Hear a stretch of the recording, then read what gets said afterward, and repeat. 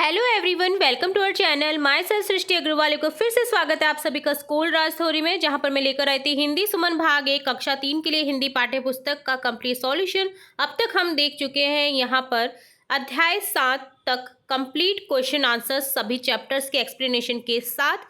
यहां पर स्टार्ट करने वाले हैं इस वीडियो में अध्याय 8 मैं स्कूल कब जाऊंगी का complete explanation with question answers.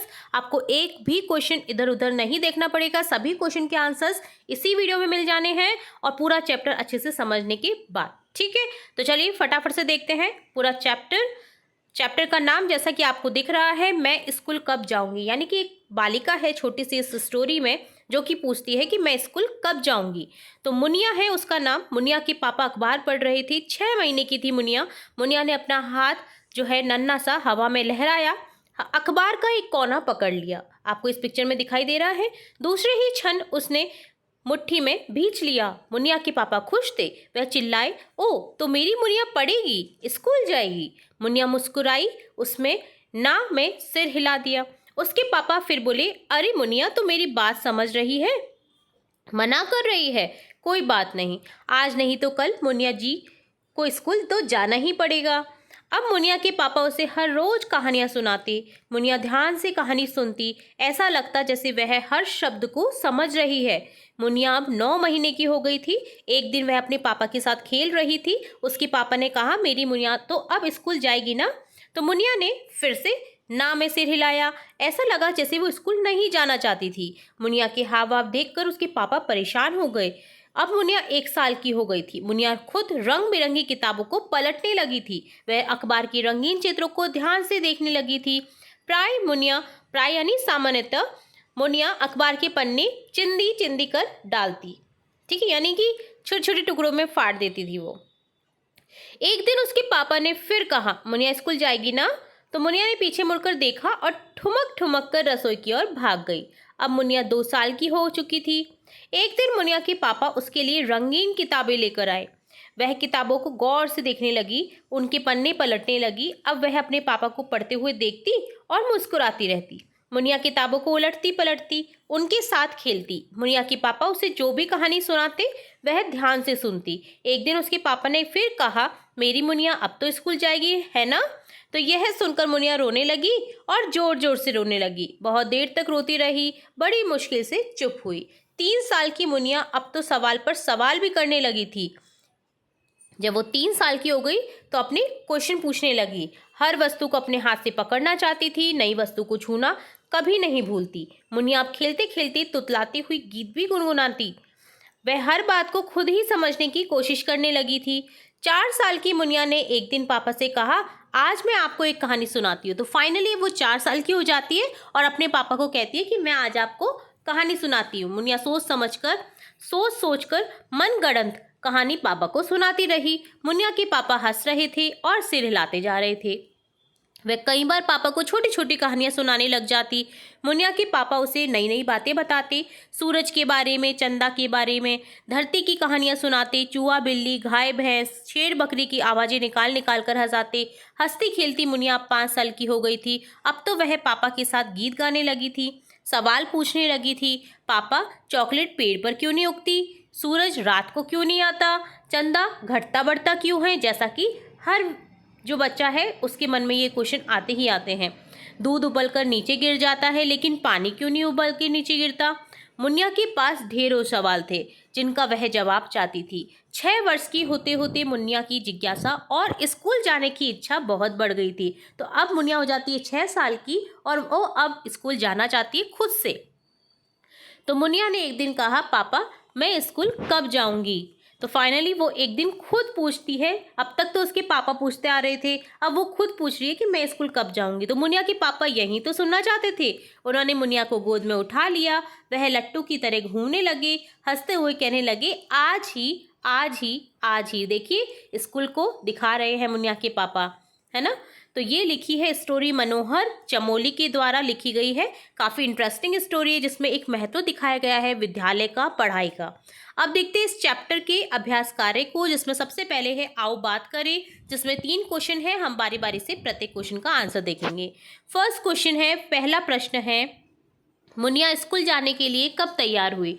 तो मुनिया 6 वर्ष की उम्र में स्कूल जाने के लिए तैयार हुई।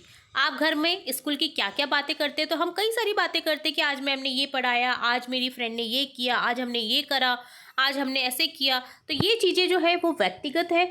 आप जो स्कूल में करते हैं, जो घर में बताते हैं, वो आपको यहाँ पर लिखना है। ठीक है? तो ये हर एक स्टूडेंट का अलग-अलग आंसर होगा। मुनिया के पापा उसको स्कूल क्यों भेजना चाहते होंगे? तो मुनिया के पापा उसको स्कूल इसलिए भेजना चाहते थे ताकि वह पढ़ लिख कर समझदार बने और जीवन में आगे बढ़े। क्योंकि अगर पढ़ा लिखा व्यक्ति है तो वो कहीं भी पीछे नहीं रहता है। ठीक है? वो कैसे भी करके कमा ही लेगा, बेरोजगार नहीं रहता है। आगे पार्ट है सोचो और लिखो, जिसमें पहला प्रश्न है बहुविकल्पात्मक प्रश्न। क है मुनिया के पापा अखबार पढ़ते समय किस बात पर खुश हुए? तो आंसर यहाँ पर करेक्ट होगा, मुनिया ने अखबार का कोना पकड़ लिया था, तो ये बात देख करके मुनिया के पापा खुश हुए। तो ऑप्शन ख करेक्ट हो जाएगा, विकल्प ख। मुनिया किस उम्र में सवाल पूछने लगी थी? 3 साल की उम्र में, है ना? तो ऑप्शन जो क है वो करेक्ट हो जाएगा। कोष्टक में दिए गए शब्दों से रिक्त स्थान की पूर्ति कीजिए। तो यहाँ पर देखिए, मुनिया ने अखबार का क्या पकड़ लिया था? कोना पकड़ लिया था। मुनिया के पापा उसे क्या सुनाते थे? कहानी सुनाते थे। मुनिया ने पूछा, पापा चॉकलेट पेड़ पर क्यों नहीं उगती? तो ये हो गए आपके सोचो और लिखो के प्रश्न उत्तर। अब आगे है रचनात्मक प्रश्न। पहला प्रश्न है, यदि आप मुनिया की जगह होते तो पापा से क्या क्या पूछते? तो आंसर देखेंगे हम प्रत्येक क्वेश्चन का। तो यहाँ पर देखिए, यदि मैं मुनिया की जगह होती या होता तो मैं अपने पापा से ये पूछता कि क्या आज हम स्कूल ही जा रहे हैं, आज ही स्कूल जा रहे हैं, और स्कूल में क्या क्या होता है वो मैं पूछती। जब आप पहली बार स्कूल आए थे तो आपको कैसा लगा? 4-5 पंक्तियों में लिखिए। तो यहाँ पर देखिए, आपको बताना है। दूसरे प्रश्न का आंसर इस तरह से होगा कि जब मैं पहली बार स्कूल गई थी या गया था तो मैं बहुत उत्साहित थी। मुझे नए दोस्त बनाने, नई नई चीज़ें सीखने का मौका मिला। मेरी टीचर बहुत अच्छी थी, उन्होंने मुझे बहुत प्यार से पढ़ाया। स्कूल में बहुत मज़े आए। मैं हर दिन स्कूल जाने के लिए उत्सुक रहती थी।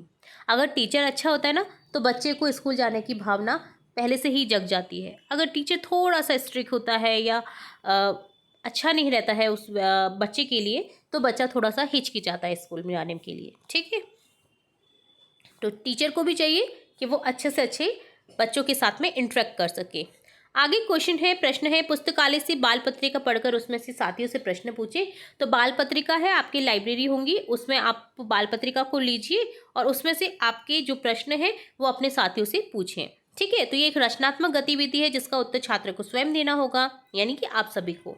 अपने सहपाठियों के साथ मिलकर विद्यालय का चित्र बनाइए। तो ये एक रचनात्मक गतिविधि है जिसमें भी आप अपने अपने विद्यालय का चित्र बना सकते हैं। जहाँ से भी जैसा भी स्टूडेंट जो भी देख रहा है इस वीडियो को, वो अपने अपने विद्यालय का चित्र बनाए। तो यहाँ पर एक एग्जाम्पल के तौर पर मैं चित्र बना करके बताया है कि आप इस तरह से एक स्कूल का चित्र बना सकते हैं। जैसा भी आपका स्कूल लगता है वो आपको यहाँ पर दर्शा देना है। ठीक है? आगे बात है भाषा की बात, जिसमें पहला प्रश्न है वाक्य को सही क्रम में जमाएं। तो यहाँ पर क में हो जाएगा पढ़ाई को मुनिया पसंद थी, तो यहाँ पर हो जाएगा मुनिया को पढ़ाई पसंद थी।